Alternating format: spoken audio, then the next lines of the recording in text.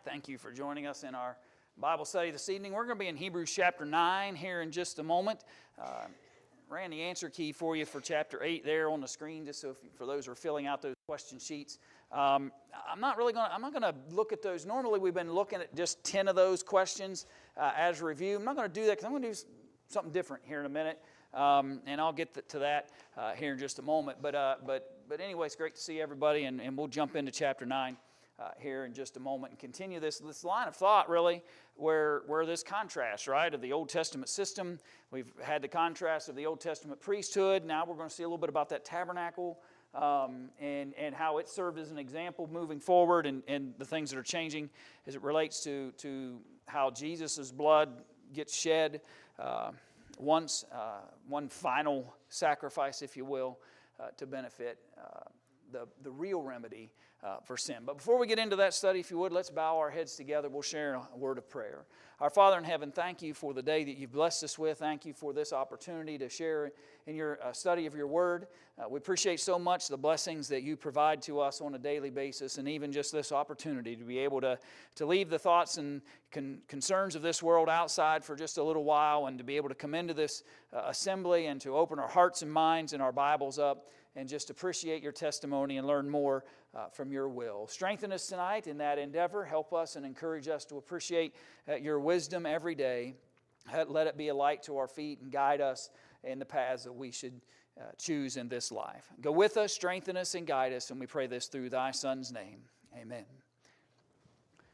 So, tonight, I have, sometimes you do something maybe a little, not just a little different. Sometimes you do something, maybe it's really different. But I'm going to do something tonight I've never done. I've thought a lot about it because technology allows us to do all kinds of things. But the first part of chapter 9 describes what? Tabernacle, right? And he talks about the detail of the tabernacle. And sometimes we can read those words, right? And we can read those descriptions, but it's kind of hard to visualize it. It's kind of hard to visualize it. Well, there's a wealth of things out there in the world today that you can access that helps us to do that. And I came across, there's a fella, if you look this up, if you go on YouTube, look up Bible scenes. And this fella runs a channel. It's great for Bible classes because he basically encourages you. Use it however you want. Edit it.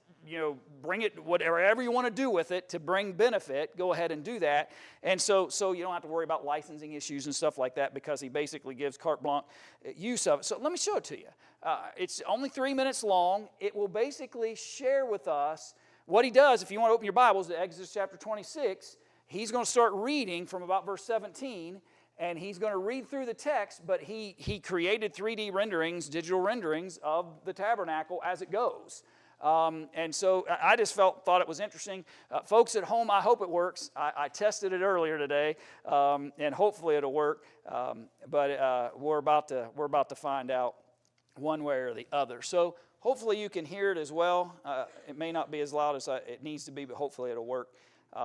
But it'll give you a visual representation. So let's just watch this for a moment. For the tabernacle you shall make the boards of acacia wood standing upright. 10 cubits shall be the length of a board, and 1.5 cubits shall be the width of each board. 2 tenons shall be in each board for the binding one to another. Thus you shall make for all the boards of the tabernacle.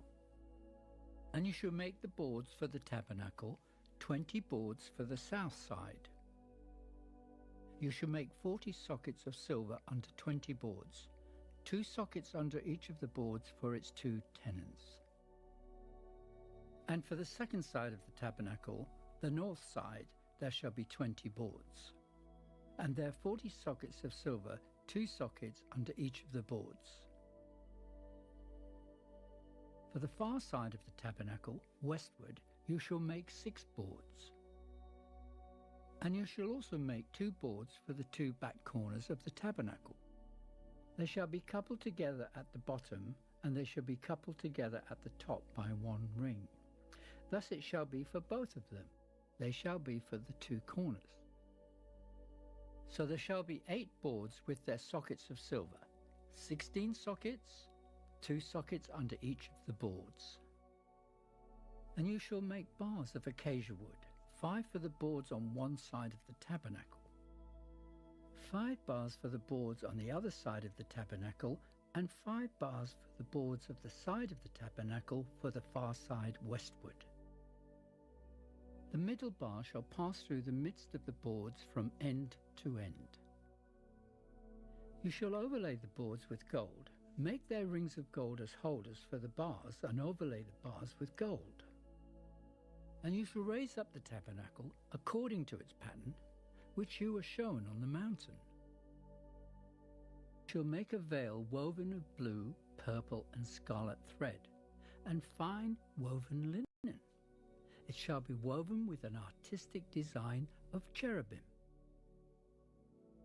You shall hang it upon the 4 pillars of acacia wood overlaid with gold, and their hooks shall be gold upon 4 sockets of silver.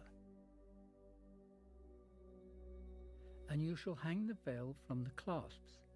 Then you shall bring the ark of the testimony in there behind the veil, and the veil shall be divided for you between the holy place and the most holy. You shall put the mercy seat upon the ark of the testimony in the most holy.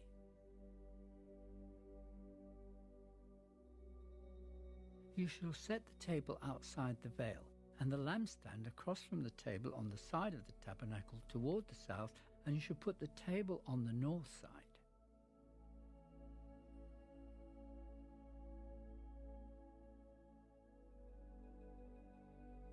You shall make a screen for the door of the tabernacle, woven of blue, purple, and scarlet thread, and fine woven linen, made by a weaver. And you shall make for the screen 5 pillars of acacia wood, and overlay them with gold. Their hooks shall be gold, and you shall cast 5 sockets of bronze for them.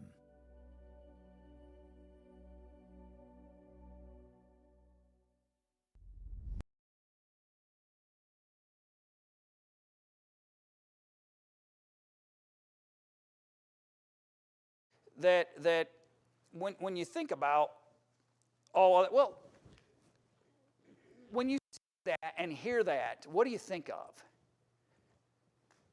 What comes to your mind when you see all that description and you see all that work and you? Does it mean anything? Okay, a wealth that they didn't necessarily have, right? They had to bring it with them out of Egypt, and we haven't been that long removed. And so what little bit of resources, right, they had, they're going to have to convert into being able to make this place where they can come and bring sacrifice and worship to God. What else comes to mind? Just It's made of gold, silver, how long they are, why they are. yeah. So how many boards? What kind of board? How they would overlay it with gold. What kind of hook would you put on top of it? What kind of sockets it going to have down at the bottom? What kind of thread are you going to use to make those curtains? What colors are they going to be? Yeah, red, blue, and purple, right? They're 3 different colors. What kind of curtain are you going to make to put outside that there at the very end of that video? Could anybody just whip that together?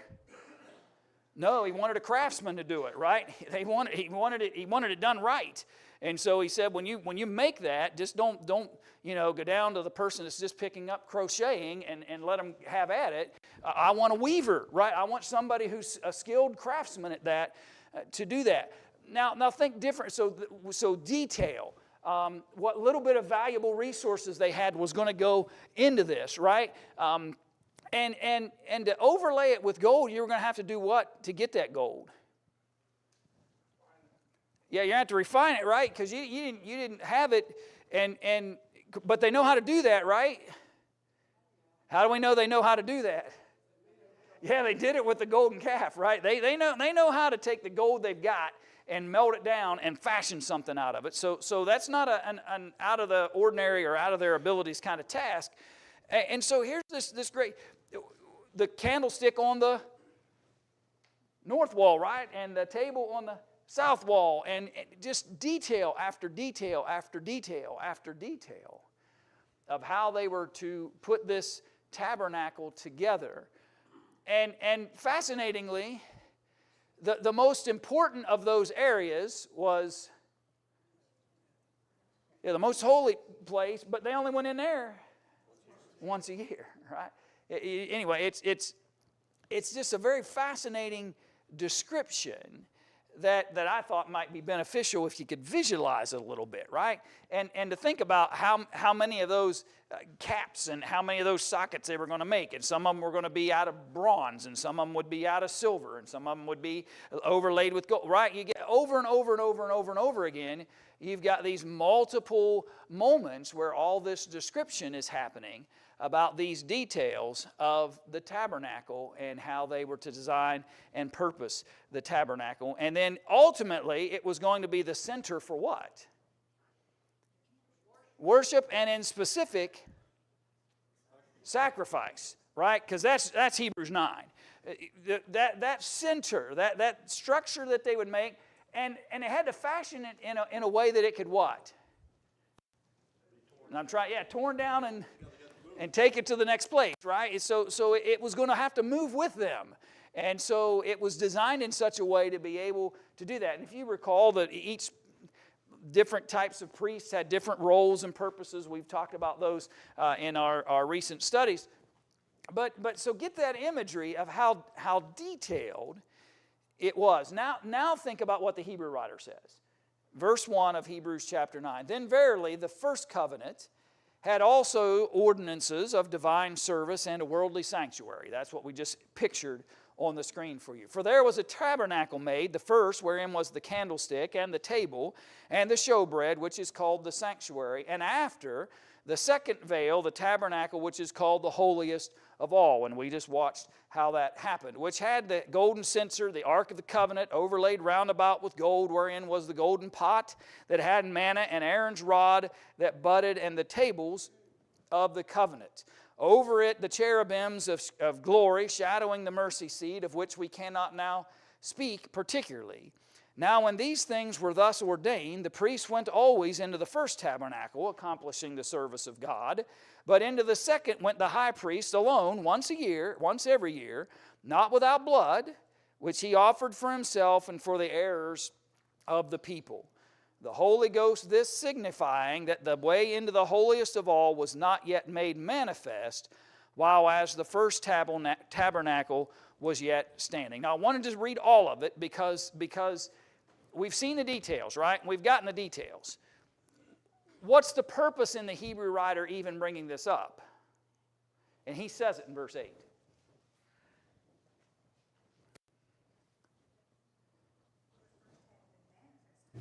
Okay, well, so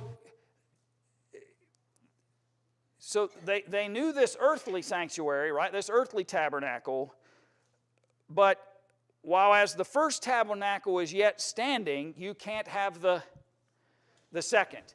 You need to be able to get into the most holy place. That's the point he's trying to make. You need access to that, because that's where, in this picture that's being drawn, is where we access God, right? That's where we come in connection with God. Before, all they could do was once a year go into that place. The high priest would go. He would take blood with him. They'd make a sacrifice for himself and the people, and then he would leave. And then the next year, the high priest would do the same and do the same. And so long as that system is still in place, we can't appreciate the benefit of Jesus giving us access directly to the Father through that most holy place and his spiritual tabernacle, his spiritual sanctuary. The Hebrew writer is just doing what he has been doing since chapter 1. Jesus is better than angels. Jesus is better than Moses, right? Jesus' high priest is better than Levites. The new tabernacle, the new place by which we access God, doesn't come from an earthly structure anymore. It comes from God the Son, right? It comes from a heavenly source. But if you, the writer says, if you keep going back and you keep trying to reestablish Old Testament covenants and Old Testament law, you're negating the great privilege and honor that it is that God has given through His Son all men direct access to Him. The old way didn't work to its fullest. Why would we return to that? And then he tells us, verse 9, those things were a what? Yeah, a foreshadowing, a figure, right? Which was a figure for the time when then present, in which were offered both gifts and sacrifices that could not make him that did the service perfect, as pertaining to the conscience. It couldn't clear him, right? Was it the right thing to do? Yeah, because that's what they were told to do, right? Those were the instructions God had given. It was the right thing to do. Did it serve the purpose intended at the time? Yes, right? It serves the purpose intended at the time. But the one thing it could not do was actually clear man of the sins. He said it still left that conscience owning and responsible, in a sense, to the transgressions and things. It could not perfect him. Who can do that? Jesus can, right? Jesus can perfect you. Old Testament system can't perfect you. You still are challenged, even though you honor and do exactly what the sacrifices were told to. But it doesn't fix the problem of sin, which stood only in meats and drinks and divers washings and carnal ordinances imposed on them until the time of Reformation. Can somebody tell me the difference between restoration and reformation? Original form, reform something, you're taking it and changing it into a different, not necessarily completely different. But Right. So, and that's important. It's an important distinction. Jesus did not come to restore Old Testament practices. Jesus came to fulfill the Old Testament law, but he didn't come to restore. Do they really have a real grasp of what God really intended from the Old Testament law at this point in time? When this right? No, right? There was some of the greatest criticisms in the New Testament that Jesus gives are to the people who knew the what? Who knew the law. People who knew the law. And some of his harshest criticisms are for them because they knew it but didn't practice it, right? They'd tell you what was right, but they didn't. In fact, Jesus says, listen, when the Pharisees speak, listen to them because they're telling you what the law says. But when you're looking for somebody to follow, when you're looking for an example, don't pay attention to them because they'll tell you the truth, but they won't do and live. Jesus didn't come, right? Because some could argue that. Well, Jesus came to just simply restore proper and right practice under the Old Testament system because they had become so far removed from it. But the word isn't restore. The word's reform. He came to change it, right? He didn't come to just put it back to a place it once was. He came to reform it, to reshape it, and in essence make it something, in some ways, a picture of what originally was there, but not a restoration of Old Testament system. He came to reform under this new covenant. Go ahead, Bob. The tabernacle was made in an express image and size of what was in heaven. Did that include the furniture and stuff that was in the tabernacle? Or, I mean, what was given, how the Ark of the Covenant, the size and everything for it, and what was in it? I'm just wondering, is it just the tabernacle itself without the furnishing that was identical to what is in heaven? Yeah, I mean, I'd have to go back and reread some of those texts if you can tell me what text you're referring to. But I'm just when God gave the size and dimensions of the tabernacle they had to build it exactly as he Right. had stated, because it was the image of what was in heaven. Okay. And that's the part, and I'm not denying, that's the part I'm trying to remember. If somebody can throw me a text so I could, you know what I mean? That's the part that's why I can't answer your question. I'm not saying it's not, I'm just, yeah. And I don't know, to answer, I can't really answer your question because I'd have to go back and reread those texts that refer to that. But furnishings and everything, again, I wouldn't even venture a guess until I can reread those texts that actually refer to that, because they're not coming to my mind. Is all. Yeah, I'm not recalling it. I'm not saying it's not there. I don't remember everything anymore. I never did. So, but I'll look at it, Bob, because it's interesting, and I get your question. I'm too fuzzy on the text to be able to give it a fair answer.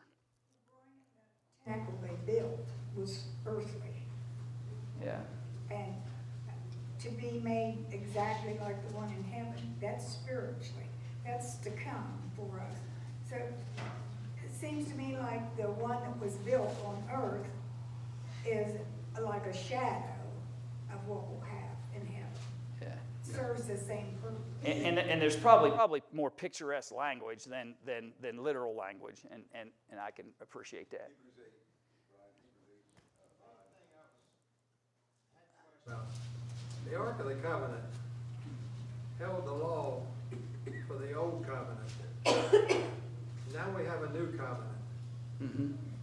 And does the tabernacle in heaven have a new covenant? Yeah. And again, I can't answer the question because I don't know what text you're referring to.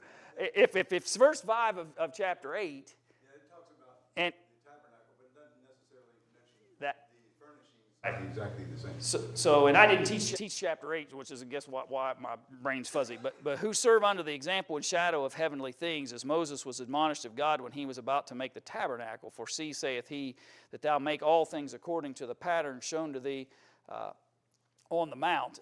Again, if that's your reference, they're an example, they're a shadow, they're those kinds of language that's used in relationship to it, not something literal. But again, if that's the reference, but I don't know of any other text as it relates to it. But I'll look it up.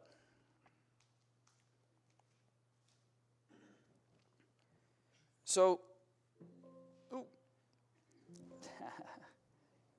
if I can it's going to do that. Left that volume up just because I could. All right. So you've got all these ordinances, right, imposed on them until the time of reforming, right? We're going to change this system. And the biggest, well, I don't want to say the biggest, but one big change is they had blood that was sacrificed or used over and over and over and over and over again. Jesus sacrifices his blood once, right? Once. Christ being come a high priest of good things to come by a greater and more perfect tabernacle, not made with hands, that is to say, not of this building. So, first Reformation, they had a literal tabernacle. We don't have one fashioned with hands. We don't have that same connectivity, that structure. Neither by the blood of goats and calves, but by his own blood. He entered in once into the holy place, having obtained eternal redemption for us. The example, the shadow, high priest over and over and over again goes into the most holy place, into the most holy place, into the most holy place over and over and over again. Jesus doesn't do that. He only goes in one time. That's all he has to do. Is he enters once, offers himself as the sacrifice, and resolves and brings forth the answer that it's needed, having obtained eternal redemption for us. What's the word redemption mean? The idea of buying something. Okay. And buying back for what purpose? Yeah. And what happens to the one who's been redeemed? Yeah. Changed. It's really a slave term, by the way. They're set free. They're set free. The redemption process. It happened a lot in moments of slavery where somebody would come and they would redeem that slave, not for the intention of keeping them as their own slave. They would pay the price for that slave, and then they would, for the intent of redeeming them and setting them free from that bondage. Jesus, with his blood, paid the price for our sins in order to redeem us, right? To set us free from those sins. A purpose that could not occur under that Old Testament system. An action, a purpose fulfilled in Jesus that could not be fulfilled under that Old Testament law. And so these difficulties and challenges that this Old Testament law couldn't fulfill, Jesus answers. Couldn't redeem anybody. Now they're redeemed. For if the blood of bulls and goats and the ashes of a heifer sprinkling the unclean sanctify to the purifying of the flesh, it's a fleshly, earthly law, how much more shall the blood of Christ, who through the eternal Spirit offered himself without spot to God, purge your conscience from dead works to serve the living God. So what kind of sacrifices did they have to bring if they were going to come and present them before the Father as a sacrifice? Right. So could you bring a one-eyed lamb? No, right? Could you bring one that's broken leg? No, it's unblemished, right? The sacrifices, in fact, some of the Old Testament prophets spoke pretty scathingly shall you continue to bring the sick and the lame and the blind as a sacrifice to God, and he's supposed to accept that? They had already grown accustomed, even before you get out of Old Testament time period, they had grown accustomed to just kind of bringing whatever they didn't want as a sacrifice before God. But the law had required that those be brought without blemish, right? That you brought the best of your flock. You brought the best you had to serve as a sacrifice to God. That doesn't really change in some senses. What does God bring? He brings something far greater than any kind of earthly sacrifice they could bring. Not perfection in a lamb or a goat, but perfection in his Son, that he allows for him to become and offered his Son without spot. And that, he says, can purge your conscience from dead works to serve the living God. That can cleanse us and purge us from the things that the Old Testament system could not accomplish. For this cause he is the mediator of the New Testament, that by means of death for the redemption of the transgressions that were under the First Testament, they which are called might receive the promise of eternal inheritance. For where a testament is, there must also of necessity be the death of the testator. Do you think they had challenge at times dealing with the idea that Jesus was a leader, their Lord, their King, however you want to describe him in all those different descriptions, and yet he died, right? And I think that's partly why when Paul writes to those in Corinth, they've got an issue with the resurrection, and he spends a lot of time trying to make sure they understand that, listen, we've got to believe in Jesus' resurrection because that's what we're counting on. And so, but people were struggling. My point is that even in those early days when they had very direct access to people who were witnesses and saw various things, they were still struggling with trying to come to the right conclusions about who Jesus was. And they need to appreciate that he legitimately, the Son of God, came and died not just for himself, but for those who, verse 15, that were under what? Under the First Testament. Right? Jesus' sacrifice not only answered the lack of ability to clear the conscience of sin under the new law, but he provided an answer to what the Old Testament could not do, and provided a way for them to find redemption who were under that first testament as well. They which are called might receive the promise of eternal inheritance. For where a testament is, there must also be of necessity the death of the testator. So he's telling that audience, don't get worked up or worried or concerned that your Savior has died on that cross, because it was necessary for that New Testament to take force. I'm debating whether I'm going to ask this question. If it takes the death of a testator to put in force a law, who died to put the first one in place?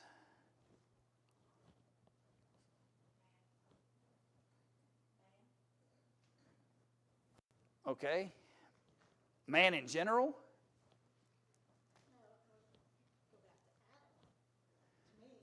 That's when that whole patriarchal system began. Well, and by first I mean Mosaic, because it was the first law, the first body of ordinances. I'm not trying to trick you. I'm just wondering whether you ever thought of it. Because he said, right, it takes the death of a testator in order to put a testament in force, and yet we refer to the Old Testament as a testament. Maybe the Old Testament we should weigh heavier on what other description? Covenant, right? Right. There's a New Testament because a testator has died to put it in force, Jesus the Christ. I suppose you could argue that who gave that Old Testament law, that earthly law? Who provided it to the people? Moses did. What happened to him after that? He died. He died. And so I suppose you could argue that Moses died, then putting in force that testament that was delivered through his hands, because it's an earthly testament that would allow for an earthly death to be put in place. Anyway, I was just curious, right? Because there's this whole conversation in this book about this contrast between the New Testament and Old Testament, and Old Covenant and New Covenant, and old laws and new law, right? And then this argument's made that it required the death of the testator, and my brain just went, well, I wonder, who died the first time to put that testament in place? Because the testament can't be in effect as long as the testator is living. Right. Yeah. Right. And so maybe he's just making a point, right? It's maybe not a contrast. He's just pointing that fact out. And again, I suppose somebody could argue that Moses died, and when the law is given to them while he's living, but they really don't start living by that law, right? Exactly. And so anyway, just something to think about and wonder about a little bit, but it doesn't really give that description. Anybody else got a thought? Enabled. Yeah, right. So you've got examples of things like that happen. Just interesting to me to think about how did the Old Testament, the Mosaic law, come into force if it requires the death of a testator. And so maybe that was Moses that allowed for that, because I think that's the contrast, right? That's the point the writer of Hebrews keeps making, is here was this earthly law delivered by earthly hands, right? God gave him the law. God told him what the law was, and God inscribes it, but Moses has got to carry that on tablets of stone, right? And he's got to bring it to the people, and they're going to have to read it and see it. New Testament's written where? On the hearts of men, right? It's different. This Reformation that Jesus is going through is different. And when he dies, his new covenant goes into force. I think that's important, though. And sometimes these things come up, sometimes they don't. But so does, just because he hasn't died yet, is everything Jesus said part of the Old Testament law then? Yeah. And again, you may or may not know why that's important, but it is important to recognize that solely because the law is not in force until Jesus dies, he was already preaching the kingdom, right? He was already preaching what was to come, not what was. And so though he's sharing that message prior to his death, not everything he said or did fell under that Old Testament system. Much of what Jesus said was part of the new covenant that was to come, and he seals that testament and puts it in place at the point of his death. That is correct. He did. Right. Right. Well, there's several times it talks about the Old Testament, right? Yeah. And his sinlessness is based on the Old Testament law.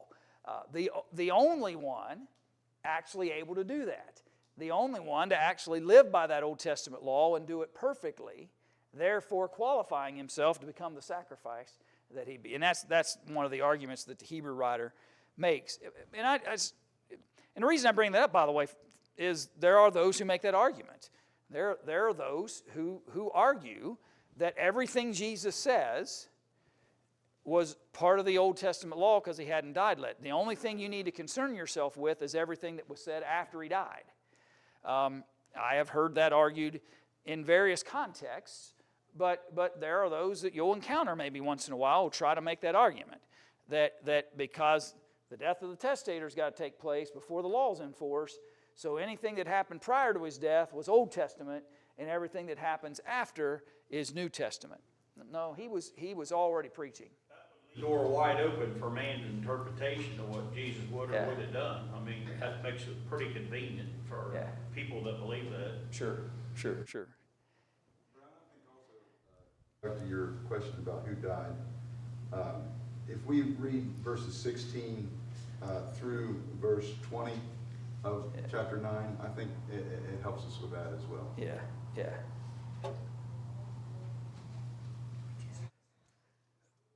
So whereupon neither the first testament was dedicated without blood, for when Moses had spoken every precept to all the people according to the law, he took the blood of calves and of goats with water and scarlet wool and hyssop and sprinkled both the book and all the people, saying, This is the blood of the testament which God hath enjoined unto you. All right, so now maybe we've got a clearer image. What may have died? The sacrifices, right? Let's reverse that a little bit. What did die? The sacrifices Moses made to sprinkle the blood over the what? The blood, both the tabernacle and the vessels and the testament of God, saying this is the blood of the testament. What does that sound like? Think about that. That's right. That sounds like Matthew 26. That sounds like what Jesus said, right? That sounds like what Jesus said when he talked about the fact that this is the blood of my covenant. This is the blood of my covenant. When he introduces the Lord's Supper, he uses the same language that is said of Moses, that Moses used when he took the blood of calves and goats and took that blood and put it over the testimony of God, consecrating that Old Testament covenant, law, testament. Jesus uses the same language when he said, this is my blood of the New Testament. This is the blood I gave. And so there again is that contrast. Example, picture, similar, and yet very different in what Jesus' sacrifice could accomplish. And the death and blood that it took to consecrate the Old Testament law and the blood that it took to consecrate the New Covenant law, vastly different sacrifices. And I think that picture is seen there in that text. All right, Lord willing, I thought maybe I could get through chapter 9, but Lord willing, we'll finish it up on Sunday and then move on into chapter 10.